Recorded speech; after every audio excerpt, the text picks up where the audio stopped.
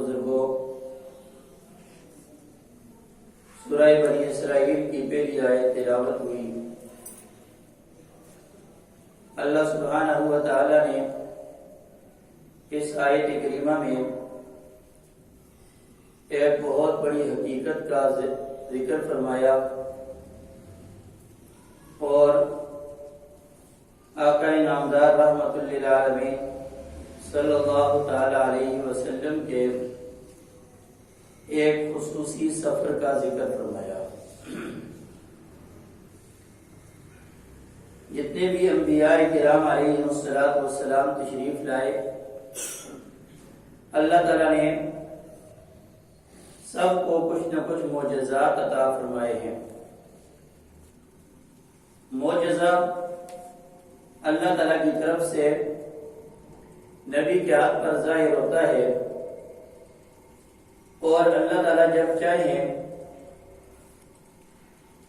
اپنی اس قدرت کا اظہار فرماتے ہیں، جس میں نبی کا کوئی دخل نہیں ہوتا، کسی عمل کا کوئی دخل نہیں ہوتا، کسی محنت اور کاوش کا کوئی ذکر نہیں ہوتا، بلکہ معجزہ خالصتاً اللہ رب العالمین کی قدرت کا اظہار ہوتا ہے اور اس کو نبی کے ہاتھ پر اللہ تعالیٰ ظاہر فرماتے ہیں۔ حضرت موسیٰ علیہ السلام کو بھی معجزات دیے گئے۔ وَإِذِ اسْتَسْقَىٰ مُوسَىٰ لِقَوْمِهِ فَقُلْ اضْرِب بِّعَصَاكَ الْحَجَرَ، کہ اللہ تعالیٰ نے حکم دیا کہ تم اپنی عصا اس پتھر پر مارو۔ جب حضرت موسیٰ علیہ السلام نے یہ کیا تو اللہ تعالیٰ نے 12 چشمے پانی کے اس میں سے جاری کروا دیے۔ حضرت صالح علیہ السلام کی قوم نے ہر قسم کی ضد اور عناد کرتے ہوئے یہ کہا ہے کہ جی ہم کوئی بڑا معجزہ دیکھیں گے پھر ہم ایمان لے کر آئیں گے۔ اللہ سبحانہ و تعالی نے ان کے لیے ایک اونٹنی کو ظاہر فرما دیا۔ وَيَا قَوْمِ هَٰذِهِ نَاقَةُ اللَّهِ لَكُمْ آیَةً فَذَرُوهَا تَأْكُلْ فِي أَرْضِ اللَّهِ، جس کی نسبت خاص اللہ رب العالمین کی طرف ہوئی اور اس کو ناقۃ اللہ کہا گیا۔ حضرت عیسیٰ علیہ السلام کا معجزہ وَأُبْرِئُ الْأَكْمَحَ وَالْأَبْرَصَ وَأُحْيِي الْمَوْتَىٰ بِإِذْنِ اللَّهِ، کہ میں بیماروں کو ٹھیک کرتا ہوں، مردوں کو زندہ کرتا ہوں۔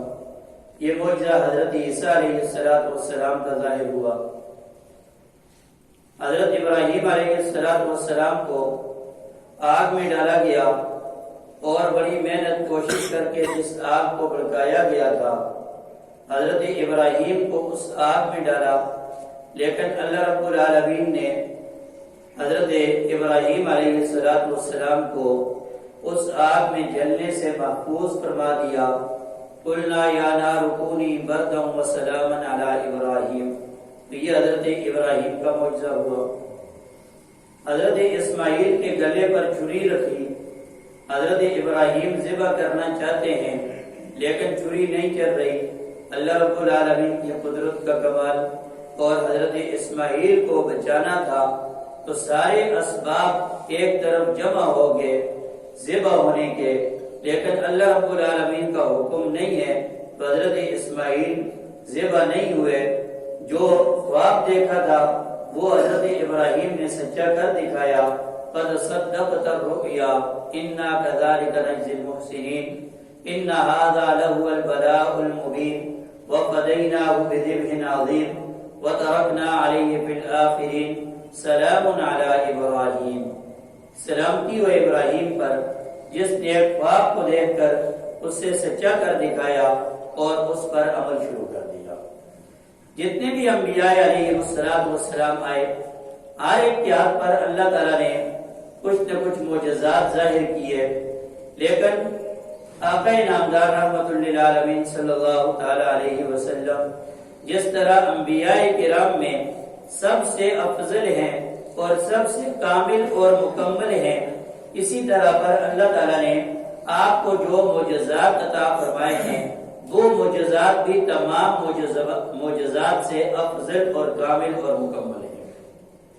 چنانچہ نبی پاک صلی اللہ تعالی علیہ وسلم کے معجزات میں سے سب سے بڑا معجزہ قرآن کریم کا معجزہ ہے۔ کسی بھی نبی کی تعلیمات اور صحائف، کتابیں جو بھی اللہ تعالیٰ کی طرف سے ان کو عطا ہوئی وہ باقی نہیں رہ سکی، اللہ تعالیٰ نے قرآن کریم کو باقی رکھا۔ یہ آقا عالم صلی اللہ تعالی علیہ وسلم کا معجزہ ہے۔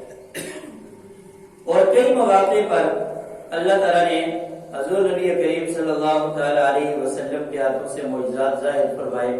تفصیل اس کی ذکر اس وقت نہیں کی جا سکتی۔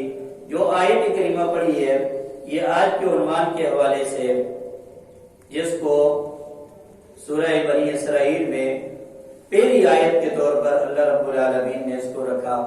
سورہ بنی اسرائیل کی پہلی آیت 15ویں پارے کی پہلی آیت ہے، جس کو سورہ بنی اسرائیل بھی کہا جاتا ہے اور سورہ اسراء بھی کہا جاتا ہے، جس میں نبی پاک صلی اللہ تعالی علیہ وسلم کے ایک معجزے کا ذکر ہے، جس معجزے کو معراج کا معجزہ کہا جاتا ہے، معراج کا سفر جسے کہا جاتا ہے۔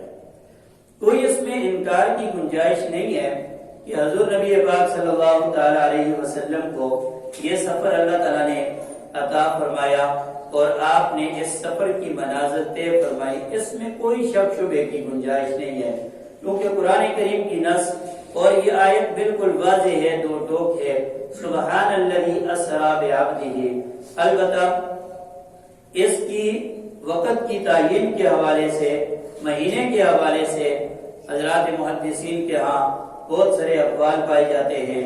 کسی نے رمضان کا ذکر کیا، کسی نے ربیع الاول کا ذکر کیا، من جملہ ایک روایت اس میں رجب کی ہے، اور اس میں سے بھی رجب میں سے بھی 27 رجب کا صرف ایک قول یہ ہے کہ حضور کو معراج کا سفر 27ویں شب کو 27 رجب کو حاصل ہوا، اس لیے اس پر اکثر ذکر بھی کیا جاتا ہے، لیکن کوئی تعین اس میں کوئی ایک بات کنفرم نہیں کی جا سکتی کہ حضور علیہ السلام کا یہ معجزہ کس مہینے میں واقع پذیر ہوا، کس مہینے میں پیش آیا۔ اور اللہ تعالیٰ نے اس کی ابتدا یعنی پہلا ورڈ، پہلا لفظ ہی ایسا ذکر فرمایا جس میں عقیدے کی اصلاح کرنا مقصد ہے۔ اللہ تعالیٰ نے فرمایا سبحان الذی، سبحان الذی، کہ یہ حضور کا کوئی ذاتی ایسا کمال نہیں ہے کہ حضور علیہ السلام خود بخود جا چکے ہوں یا خود بخود گئے ہوں، بلکہ اس میں اللہ سبحانہ و تعالیٰ کی قدرت کا کمال ہے۔ سبحان، پاک ہے وہ ذات، نہ حضور خود گئے نہ حضور کو کسی نے بھیجا، بلکہ لے جانے والی ذات اسرا، جو راتوں رات لے گیا اپنے بندے کو۔ تو معلوم ہوا کہ حضور علیہ السلام کو اللہ سبحانہ و تعالیٰ نے اپنا خصوصی پیغام ایسا دے دیا جس کی وجہ سے حضور علیہ السلام عرش کی سیر کے لیے نکلے۔ بعبدہ، یہ بھی عقیدے سے متعلق ہے کہ اللہ تعالیٰ اپنے اس بندے کو لے گیا، اور انسان کی صفات میں سے سب سے بہترین صفت اس کا بندہ ہونا ہے۔ چنانچہ بات بات پر ہم کہتے ہیں کہ فلاں انسان ایسا گزرا ہے اور اس کے اندر یہ کمالات پائے جاتے ہیں۔ جب ہم پہلا لفظ ہی پڑھتے ہیں، یوں بولتے ہیں کہ فلاں انسان ایسا ہے، اس کا مطلب یہ ہے کہ اللہ تعالیٰ نے اس کو جو صفت عبدیت عطا کی ہے یہ سب سے بڑی صفت ہے۔ تو اللہ تعالیٰ نے اپنے پیارے حبیب کو اس صفت سے بھی مزین فرمایا، اور اس صفت کے ساتھ یہ آپ کا ذکر فرمایا کہ اللہ تعالیٰ ایسی قدرت والی ذات ہے جو اپنے بندے کو راتوں رات اپنے پاس آسمانوں تک پہنچا دیا اور آسمانوں تک پہنچا دیا۔ سبحان الذی اسری بعبدہ، یعنی کسی اور کا یہ کارنامہ نہیں ہے، بلکہ خالصتاً اللہ رب العالمین نے اپنا یہ حکم جاری فرمایا۔ اور حضور پر چونکہ مسلسل مشقت اور مصائب کے پہاڑ اس وقت ٹوٹے تھے، شیب ابی طالب سے نکلنے کے چند روز بعد اور اس کے بعد جس کو عام الحزن کہا گیا، طائف کا سفر درپیش ہوا۔ طائف کے سفر میں ابو طالب کے انتقال کے بعد بالخصوص پھر آپ کا کوئی حامی مددگار نہیں رہا، اور اس کے بعد حضرت خدیجہ رضی اللہ تعالیٰ عنہ کا انتقال ہو گیا۔ پہلے جو تسلی دینے والی بیوی تھی، اب وہ بیوی اس دنیا میں نہیں رہی۔ آپ نے قریش کی ان تکالیف سے مجبور ہو کر شوال کے آخر میں آپ نے طواف کی طرف سفر کیا، شاید یہ لوگ ایمان لائیں گے۔ جب طائف میں حضور علیہ السلام پہنچے تو وہاں پر آپ کے ساتھ کیا کچھ نہیں کیا گیا، تاریخ کے اور سیرت کے اور آپ اس پہ بھرے پڑے ہیں۔ چنانچہ اس کے بعد حضور علیہ السلام کو یہاں زخمی کیا گیا اور آپ کو لہوحان کیا گیا اور آپ پر پتھروں کی بارش کی گئی ہے۔ یہی وقت تھا جب آقا عالم صلی اللہ تعالی علیہ وسلم نے فرمایا تھا، اللہم اہد قومی فانہم لا یعلمون، اے اللہ میری قوم کو ہدایت عطا فرما، یہ لوگ ابھی جانتے نہیں ہیں کہ حقیقت کیا ہے۔ تو جب یہ مسلسل مشقتیں، مسلسل تکالیف حضور علیہ السلام پر آئی، جس کا تذکرہ اس سورہ مبارکہ سے پہلی سورت میں موجود ہے اور اس کے آخر میں وَاصْبِرْ وَمَا صَبْرُكَ إِلَّا بِاللَّهِ وَلَا تَحْزَنْ عَلَيْهِمْ وَلَا تَكُ فِي ضَيْقٍ مِّمَّا يَمْكُرُونَ۔ تو اس کے بعد پھر اللہ تعالیٰ نے اپنے پیارے حبیب کو معراج کا سفر نصیب فرمایا، جب مسلسل مشقتیں، مسلسل صعوبتیں اور پریشانیاں ایسی آ گئیں، تسلی کے الفاظ بھی تھے، لیکن تسلی کا ایک آخری طریقہ کار اور سب سے کامیاب کا اس وقت کا طریقہ یہ تھا کہ اپنے پیارے محبوب کو اللہ اپنے پاس بلائے، اور یہ سب سے بہترین طریقہ تھا تسلی کا۔ اس لیے آقا عالم صلی اللہ تعالی علیہ وسلم کو اللہ تعالیٰ نے یہ سفر عطا فرمایا۔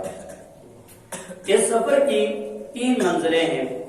پہلی منزل یہ ہے کہ مکہ شریف سے مسجد الحرام سے مسجد اقصی تک کا ایک سفر ہے، اور مسجد اقصی سے آسمانوں تک کا دوسرا سفر ہے، اور پھر سدرۃ المنتہا سے آگے کا ایک الگ سفر ہے۔ مکہ مکرمہ سے جو سفر ہوا، جس کا تذکرہ اسی سورہ مبارکہ کے ابتدائی جملے میں آ گیا، اسریٰ بعبدہ لیلا من المسجد الحرام الی المسجد الاقصی، مسجد حرام سے مسجد اقصی تک اللہ تعالیٰ آپ کو رات رات لے گیا۔ اور بعض حضرات نے تو یہ لکھا ہے کہ حضور علیہ السلام جس وقت اس سفر کے لیے نکلے، واپسی جب آئے تو وہی وقت تھا جس وقت میں آپ نکلے، یعنی اللہ تعالیٰ نے ساری کائنات کے لیے اس وقت کو تھام کے رکھ دیا، روک دیا تھا، تاکہ کسی کو کوئی شبہ ہی پیش نہ آئے۔ اللہ سبحانہ و تعالیٰ نے اپنے پیارے حبیب کو راتوں رات اتنی سیر کروا کر واپس دوبارہ اپنے بستر پر، اپنی منزل پر مکہ میں پہنچا دیا۔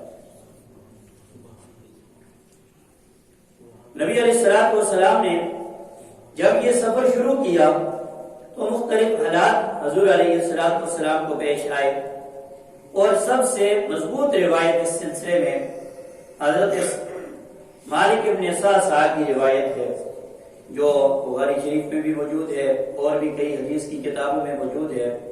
نبی علیہ السلام نے ہر جگہ اس سفر کی نسبت اللہ سبحانہ و تعالیٰ کی طرف کی ہے۔ جس طرح آیت کا پہلا لفظ بتاتا ہے سبحان اللہ اسریٰ بعبدہ، تو آقا عالم صلی اللہ تعالی علیہ وسلم نے اس کی نسبت اللہ تعالیٰ کی طرف کی ہے۔ کہیں بھی یہ نہیں فرمایا کہ میں نے ایسا کیا، بلکہ اسریٰ سو ایک تو مجھے اوپر لے جایا گیا، مجھے یہ سفر کروایا گیا۔ تو اس سفر میں بڑے بڑے عجائبات بھی حضور علیہ السلام نے دیکھے ہیں۔ جہاں تک حضور کی شان کا تعلق ہے، کوئی بھی اس کا انکار نہیں کر سکتا، نہ انکار کی گنجائش ہے، لیکن جو امتی کے لیے سبق ہے، انسان اگر اس نقطۂ نگاہ سے اس سفر کو دیکھے، شاید کہ اللہ تعالیٰ اس کے نتیجے میں ہماری اصلاح فرما دے۔ اگر انسان ذرا سی بھی فکر کر کے بیٹھے، کوئی حضور کی شان کی کمی نہیں ہے۔ اللہ سبحانہ و تعالیٰ نے آپ کو تو رفعنا لک ذکرک کا تاج عطا فرمایا، رحمت للعالمین کا تاج عطا فرمایا، خاتم النبیین ہونے کا شرف عطا فرمایا۔ لیکن جہاں تک ہمارے اعمال سے وابستہ چیزیں ہیں جو ہم کر سکتے ہیں، اور اس سفر کی روشنی میں وہ کیا چیزیں ہیں؟ آقا عالم صلی اللہ تعالی علیہ وسلم نے فرمایا اس سفر مبارک میں اللہ تعالیٰ نے خصوصی طور پر نبی پاک صلی اللہ تعالی علیہ وسلم کو 3 تحفے عطا فرمائے ہیں۔ کتنے تحفے؟ 3 تحفے عطا فرمائے ہیں۔ ہم سب نے دیکھنا ہے کہ کہیں ہماری کمزوری تو نہیں ہے، کہیں ہم غفلت تو نہیں برت رہے اس حوالے سے، اور یہ وہ معجزے ہیں اور یہ وہ حقیقتیں ہیں جن کا ذکر قرآن کریم میں اللہ سبحانہ و تعالیٰ نے فرمایا ہے۔ آپ سورہ بقرہ کی آخری آیت کریمہ، سیکنڈ لاسٹ آیت اگر آپ تلاوت کریں، آخری 2 آیات کریمہ، آمن الرسول بما انزل الیہ من ربہ والمؤمنون، آقا عالم صلی اللہ تعالی علیہ وسلم فرماتے ہیں کہ یہ آیت کنز من کنوز الرب، کنز من کنوز الجنہ، یہ اللہ تعالیٰ کے خاص خزانوں میں سے یہ آیت مجھے اللہ تعالیٰ نے عطا فرمائی ہے۔ اور حضرت علی رضی اللہ تعالیٰ عنہ فرماتے ہیں کہ مجھے نہیں معلوم کہ کسی بندے کو اس کے بارے میں یہ علم ہو چکا ہو کہ یہ کنز من کنوز الرحمن ہے تو اس بندے کی زبان پر یہ آیت نہ آئے اور وہ اس کو پڑھنے میں غفلت اور سستی کرے۔ حضرت علی فرماتے ہیں کہ میرا یہ یقین نہیں ہے کہ کوئی بندہ اس پہ سستی کرے گا۔ تو پہلا تحفہ اس معراج کے سفر میں اللہ سبحانہ و تعالیٰ نے جو اپنے پیارے محبوب کو عطا فرمایا وہ سورہ بقرہ کی آخری 2 آیات کریمہ ہے، اور فرمایا کہ جو آدمی ان 2 آیات کریمہ کی تلاوت کرتا ہے، رات کو اگر تلاوت کرتا ہے تو وہ شیطان کے ہر شر سے محفوظ رہتا ہے، اور 3 دن تک کا ذکر ہے کہ اگر کوئی 3 دن تک ان کی تلاوت کرتا ہے تو اللہ تعالیٰ اس کو شیطان کے ہر شر سے محفوظ فرما دیتی ہے۔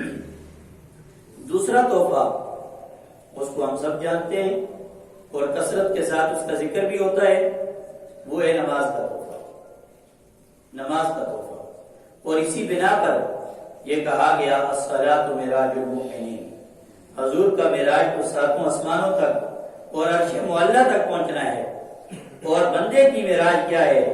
وہ اس حکم کی پاسداری کرتے ہوئے اپنے رب کو راضی کر لے۔ کسی کو معراج المؤمنین کہا گیا، مومن کا تحفہ یہی نماز کا تحفہ ہے، اور انسان پھر بھی اس میں غفلت کرتا ہے، پھر بھی اس میں کمی کوتاہی کا شکار ہو جاتا ہے، اور یہاں تک کہ جب آخر میں حضرت موسیٰ نے یہ کہا کہ یا محمد دوبارہ آپ جائیں، شاید آپ کی امت تو ایسی ہوگی جو یہ 5 بھی نہیں پڑھیں گے، تفصیلات میں بھی نہیں جانا چاہتا، تو حضور علیہ السلام نے فرمایا اب مجھے اپنے رب کے بعد 50 سے کمی ہوتی ہوئی اب 5 رہ گئی ہیں، 45 ختم ہو گئی ہیں، اب مجھے رب تعالیٰ کے پاس جاتے ہوئے شرم آتی ہے، میں 5 کے بارے میں کیا جا کے بات کروں گا۔ لیکن امتی ہے کہ ساری رات میں گزار دیتا ہے، فجر کی نماز بھی نہیں پڑھ سکتا، بلکہ بعض دفعہ تو سیرت کا پروگرام اٹینڈ کرتا ہے، سیرت کے جلسے میں جاتا ہے، ساری رات حضور کا ذکر سنتا ہے، پڑھتا ہے، بولتا ہے، لیکن پھر بھی نماز کی توفیق حاصل نہیں ہوتی، عشاء کی نماز بھی نہیں پڑھ پاتے، فجر کی نماز بھی نہیں پڑھ پاتے۔ آقا عالم صلی اللہ تعالی علیہ وسلم کا بڑا تحفہ اس سفر میں جو اللہ تعالیٰ نے عطا فرمایا وہ نماز کا تحفہ ہے۔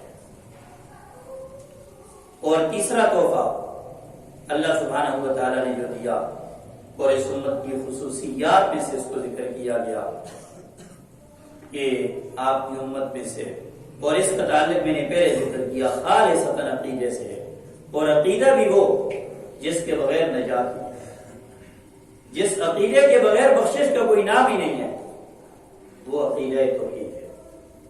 فرمایا کہ جو آدمی لا الہ الا اللہ پڑھتا ہے، اس طور پر پڑھتا ہے کہ اللہ کے ساتھ کسی کو شریک نہیں کرتا، اللہ سبحانہ و تعالیٰ فرماتے ہیں کہ میں آپ اس بندے کی بخشش کر دوں گا جو شرک سے پاک ہو کر۔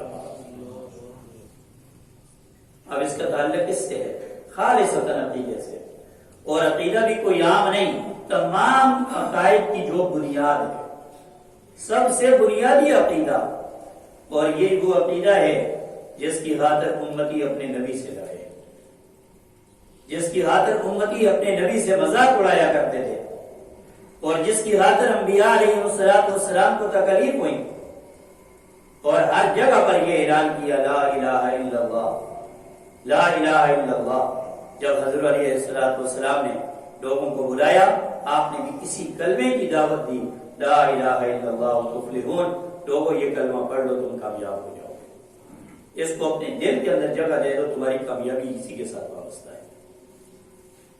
پھر اللہ سبحانہ و تعالیٰ نے اس سفر میں جہاں عجائبات دکھائے ہیں اپنے پیارے حبیب صلی اللہ تعالیٰ علیہ وسلم کو، کئی سارے گناہ ایسے ہوتے ہیں جن کی کوئی شکل اللہ تعالیٰ نے اپنے پیارے حبیب کو دکھائی ہے اور حضور نے اس پر پوچھا، پھر اس کی وضاحت کی گئی ہے۔ ایک جگہ پر آپ نے دیکھا کہ لوگوں کے پاس لوگ بیٹھے ہوئے ہیں، ان کے پاس دو قسم کا گوشت ہے، ایک تازہ گوشت ہے، تر و تازہ گوشت ہے، اور دوسرا پرانا بدبودار گوشت ہے، اور یہ لوگ بڑے شوق سے بدبودار گوشت کو اٹھا کر کھانے کی کوشش کر رہے ہیں۔ رسول اللہ صلی اللہ علیہ وسلم نے پوچھا یہ کون لوگ ہیں؟ جبرائیل نے کہا یہ وہ لوگ ہیں جو اپنی حلال کی بیوی کو چھوڑ کر غیروں کے پاس جاتے ہیں، ناجائز تعلقات بناتے ہیں، جن کو زنا کرنے میں شغف آتا ہے، یہ زانی ہیں اور زانیوں کے لیے یہ سزا آپ کے ساتھ ہے۔ ایک ایسی قوم سے گزر ہوا جو ایک دن میں بیج لگاتے ہیں اور پھر اپنے اس پھل کو کاٹ بھی دیتے ہیں، اور کاٹنے کے بعد پھر وہ کھیتی تر و تازہ ہو جاتی ہے، پھر وہ کھیت لہلہانے لگتے ہیں۔ حضور علیہ السلام نے پوچھا یہ کون لوگ ہیں؟ فرمایا یہ مجاہدین ہیں جو اللہ کے راستے میں جہاد کرتے ہیں اور ان کی نیکی 700 گنا تک بڑھا دی جاتی ہے۔ ایک ایسی قوم سے گزر ہوا جن کے سروں پر پتھروں کی بارش کی جا رہی ہے اور بڑے بڑے پتھروں کی علاقیں اٹھا کر ان کے سروں پر ماری جا رہی ہے، سر کچلے جا رہے ہیں۔ حضور پریشان ہوئے، پوچھا یہ کون لوگ ہیں؟ جبرائیل نے کہا یہ وہ لوگ ہیں جو نمازوں میں سستی کرتے ہیں، جو نمازوں میں غفلت کرتے ہیں، سستی کرتے ہیں، پھر پڑھ لیتے ہیں، جب بڑھاپا آئے گا تو مسجد میں ہی تو ہو کر رہ جائیں گے، ابھی تو مصروف ہے، ابھی تو میٹنگ چل رہی ہے، کیا کریں نہیں پڑھ سکتے۔ فرمایا یہ آپ کی امت کے وہ لوگ ہیں جو نمازوں میں ٹال مٹول کرتے ہیں، نمازوں کو ضائع کر دیتے ہیں۔ صرف ایک پہلو کو ہم دیکھتے ہیں کہ اللہ تعالیٰ نے اپنے پیارے حبیب کو اپنے پاس بلایا، اس کے محبوب کے اللہ نے بلا لیا، لیکن امتی اس سے کیا سبق حاصل کرتا ہے؟ امتی کے لیے اس میں کیا رکھا ہے؟ اسی طرح حضور علیہ السلام کا ایک ایسی قوم سے گزر ہوا، ایک ایسی لکڑی ہے جو راستے میں واقع ہے، جو بھی اس سے گزرتا ہے وہ لکڑی اس کے کپڑوں کو پھاڑ دیتی ہے اور انسان بڑی مشکل سے آگے بڑھتا ہے۔ حضور نے پوچھا یہ لوگ کون ہیں؟ جبرائیل نے کہا یہ چور ہیں، ڈاکو ہیں، جو دنیا میں لٹیری کرتے ہیں، جو دنیا میں مال لوٹتے ہیں، لوگوں کی جان کے لیے خطرہ بن جاتے ہیں، یہ وہ لوگ ہیں۔ حضور علیہ السلام کا گزر ہوا ایک ایسی جگہ سے، بڑی خوشبوئیں مہک رہی ہیں، آپ کو کہا گیا یہ آپ کی امت کے لیے جنت تیار ہوئی ہے، کہیں سے بدبوئیں آپ نے دیکھی، حضور کو فرمایا گیا یہ جہنم کی بدبوئیں ہیں، یہ وہ بدبو ہے جو آپ کو محسوس ہو رہی ہے۔ امتی کے لیے سفر میں اگر اس ترتیب کو دیکھیں، ہر وہ گناہ جو آج ہمارے اندر پایا جاتا ہے، اللہ کے حبیب صلی اللہ تعالی علیہ وسلم نے اس سفر میں یہ عجائبات اللہ تعالیٰ نے آپ کو دکھائے ہیں، یہ شکلیں اللہ تعالیٰ نے آپ کو دکھائی ہیں۔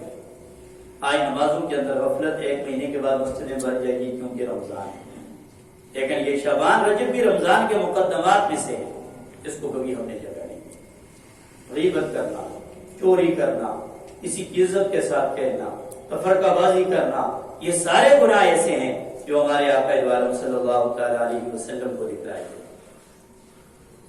گئے۔ یہاں مسجد اقصی میں ایک کانفرنس ہوئی، جس کانفرنس کا عنوان کیا تھا؟ تحمید الہ، اللہ تعالیٰ کی حمد و ثنا کانفرنس۔ صرف ایک جملہ ذکر کر کے بات ختم کرتا ہوں، جس میں حضرت ابراہیم نے بھی ایک خطاب فرمایا، جس میں حضرت داؤد نے بھی خطاب فرمایا، جس میں حضرت موسیٰ اور عیسیٰ نے بھی خطاب فرمایا، جس میں حضرت سلیمان اور حضرت داؤد نے بھی خطاب فرمایا۔ آخر میں جناب آقا عالم صلی اللہ تعالی علیہ وسلم کو اسٹیج دیا گیا۔ آخر میں ہمارے آقا نے خطاب فرمایا۔ وہ عام مجلس کی بھی یہ زینت ہوتی ہے، جو خصوصی مہمان ہوتا ہے، جو اسپیشل مہمان ہوتا ہے، وہ سب سے آخر میں بیان کیا جاتا ہے۔ یہاں ہمارے آقا صلی اللہ تعالی علیہ وسلم نے آخر میں خطاب کیا۔ سیرت مصطفیٰ میں اور سیرت کی کتابوں میں اس کو لکھا گیا۔ میں وہ الفاظ پڑھ کر اس کا ترجمہ کر کے اپنی بات ختم کرتا ہوں۔ آقا عالم صلی اللہ تعالی علیہ وسلم نے فرمایا، الحمدللہ الحمدللہ الذی ارسلنی رحمۃ للعالمین۔ تمام تعریفیں اس اللہ کے لیے ہیں جس نے مجھے رحمت للعالمین بنا کر بھیجا ہے۔ وکافۃ للناس بشیرا ونذیرا۔ تمام تعریفیں اس اللہ کے لیے ہیں جس نے مجھے بشیر اور نذیر بنا کر بھیجا ہے۔ اور اسی کے ساتھ ختم نبوت کی طرف اس جملے میں اشارہ ہے۔ وَأَنزَلَ عَلَيَّ الْفُرْقَانَ فِيهِ بَيَانٌ لِكُلِّ شَيْءٍ۔ اور اللہ تعالیٰ نے مجھے فرقان عطا فرمایا جس میں ہر چیز کا تفصیلی بیان ہے۔ تبارک الذی نزل الفرقان علی عبدہ لیکون للعالمین نذیرا وجعل امتی خیر امۃ اخرجت للناس۔ اور اللہ تعالیٰ نے مجھے ایسی امت دی جس امت کا شرف یہ ہے، اخرجت للناس، جس کو تمام امتوں پر فضیلت حاصل ہے۔ گویا کہ آپ تمام انبیاء میں سے افضل اور آپ کی امت تمام امتوں میں سے افضل۔ وجعل امتی هم الاولین والآخرین وشرح لی صدری۔ شرح صدر کی نعمت اللہ تعالیٰ نے عطا کی۔ ووضع عنی وزری ووضعنا لک ذکرا ورفع لی ذکری ورفعنا لک ذکرا۔ اللہ تعالیٰ نے میرا ذکر بلند کر دیا۔ وجعلنی فاتحا وخاتما۔ اللہ تعالیٰ نے مجھے فاتح بنا کر بھیجا ہے، فاتح زمانہ، اور اللہ تعالیٰ نے مجھے خاتم المرسلین بنا کر بھیجا گیا ہے۔ تمام انبیاء علیہ السلام ششترے گئے کلمات سے حضرت ابراہیم کی طرف متوجہ ہوئے۔ بتائیے حضور علیہ السلام کا یہ جملے کیسے تھے؟ حضرت ابراہیم علیہ السلام نے فرمایا، بہذا فضلکم۔ اللہ تعالیٰ نے تم پر حضور کو اسی لیے فضیلت بخشی ہے، یہ خاتم المرسلین ہے، خاتم النبیین کا۔ اللہ سبحانہ و تعالی اس سفر معراج کے جو 3 تحفے ہیں، اللہ تعالی ہمیں عقیدہ توحید کی نعمت نصیب فرمائے۔ بہت نازک معاملہ ہوتا ہے، اور حضور علیہ السلام نے فرمایا حضرت ابو ذر رضی اللہ تعالیٰ عنہ کو، شرک نہ کرنا، ہر گناہ کی اللہ بخشش فرما دیں گے، شرک کی بخشش نہیں فرما دیں۔ اللہ تعالیٰ ہر قسم کے شرک سے ہماری حفاظت فرمائے۔ دوسرا تحفہ نماز کا تحفہ ہے، ہمیں عادت ہو جانی چاہیے، ہماری طبیعت بن جائے، نماز ہماری طبیعت بن جائے۔ تیسری چیز ہے آمن الرسول بما انزل الیہ من ربہ والمؤمنون۔ اللہ تعالیٰ اس پر بھی ہمیں استقامت نصیب فرمائے۔ نماز کا تحفہ ایسا تحفہ ہے جو کافر اور مسلمان کے درمیان فرق کرنے والی چیز ہے۔ اور عصر کی نماز اور فجر کی نماز میں، اور بعض روایات میں عشاء کی نماز میں تو حضور نے یہ فرمایا، منافقین پر باری ہوتی ہے، مومن کبھی اس کو نہیں چھوڑ سکتا۔ اور آج میرا مسلمان بھائی عشاء اور فجر کو ہی چھوڑ بیٹھتا ہے۔ عشاء اور فجر تو مقدر میں ہوتی نہیں ہے۔ اللہ سبحانہ و تعالی ہمیں نماز کی حضوری نصیب فرمائے، اللہ تعالی عقیدت محبت نصیب فرمائے۔ اقول قولی ھذا واستغفر اللہ لی